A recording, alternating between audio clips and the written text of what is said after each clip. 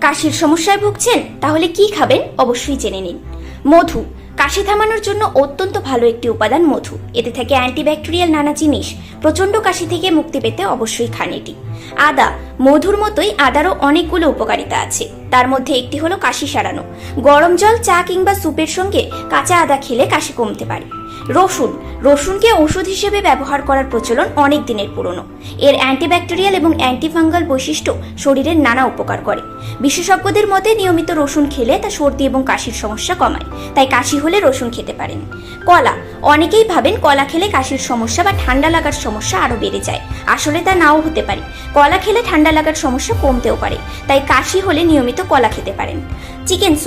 Chicken soup খুবই সুস্বাদু খাবার। এটি আবার কাশির সমস্যার ক্ষেত্রেও বেশ উপকারী। এটি শরীরে তরল সরবরাহ করে জ্বর ও কাশি থেকে মুক্তি দিতে কাজ করে। তবে কাশি বাড়াবাড়ি জায়গায় গেলে ঘরোয়া উপায়ে লাভ হবে না, তখন অবশ্যই